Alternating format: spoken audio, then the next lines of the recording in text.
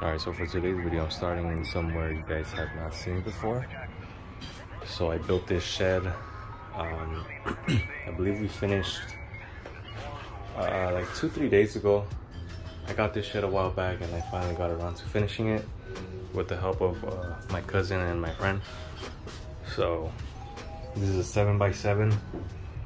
And I wanted to show you guys real quick. I'm gonna be bringing a couple of stuff in here, and I'll probably keep it updated in the videos of how this ends up turning out. So I only have this little area in my house to store stuff, so I'm gonna have to try to get creative with fitting the most I can, the most efficient way I can. You can see here I have my blades, I have my stock TSX wheels, and I'm about to bring a bumper in here. So I'm already, you know, like, this is not enough space, I believe, for all the stuff that I have, but we're about to find out.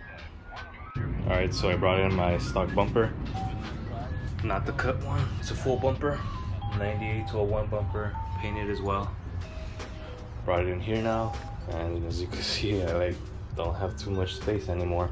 I only have this little area, so I have to figure something out.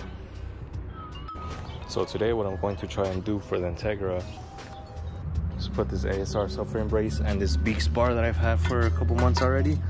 I've had this since before I even got the car back, and I don't know if I'm gonna be able to put this, because so I bought these two from H Motors online, if you guys know about them, and all the hardware they gave me was this.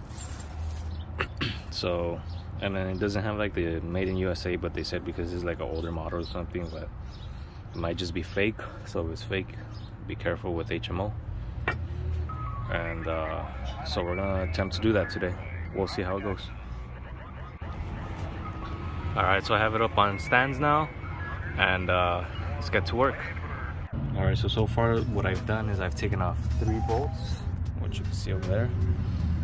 It's the one for the control arm and 2 for the sway bar. So it'll be those 2, one that goes there, one on the bottom, and the lower control arm one, which you can see right there. Same for both sides, you can see them over there. So now I'm gonna start trying to fit in the subframe brace, and let's see how it goes. Alright, so here's the update. I got the ASR subframe brace on. So what I did is I ended up taking off the sway bar, which is right here. I took off all 3 of the lower control arm bolts, because if you have those 2 on, the one that goes on the coilover and on the rotors, that side, this side, this hole is not gonna be totally lined up for that screw to go in, and it's really hard to like let it line up. So you have to take these 2 off so you can have play. So that's what I did. Took off these 2. I was able to line up these 2 holes pretty easily. And now what I'm gonna do now is put back these 2 screws onto the lower control arm so it could all be bolted back together.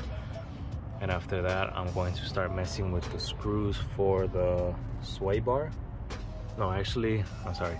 I'm gonna put these 2 on, and then I'm gonna put the beaks bar, and then from there we'll go to the sway bar, and yeah. Alright, so I took the subframe out, the subframe brace out, and from what I've seen, from the pictures I've seen, this is how people are putting the beaks bar on. If it's not, if I'm putting it on wrong, let me know in the comments so I could change it as soon as I see the comment, once I put this video up, so I could do it the right way. But for now, this is, if I could install it, this is how I'm gonna have it installed.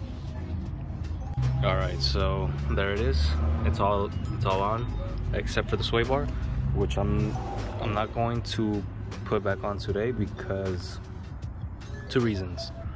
I don't know, I don't think it has to do anything with that, obviously, because I haven't even been able to test fit it, because one of this bottom one over here does not want to come off. It's like stripped inside, like this welded nut. It's stripped, so it's just spinning and it doesn't want to come out, which I can't run this bracket because it'll get in the way of the ASR subframe brace. Plus this bushing is dead, So I'm gonna buy new end links and buy new bushings for right here with its brackets, so I could just take this whole thing off and just run new bushings for this sway bar. So I'll just be running no sway bar for now, but other than that, it's all on. I'm gonna put the wheels back on, put the car down, and we'll see how it looks since I have a cut bumper.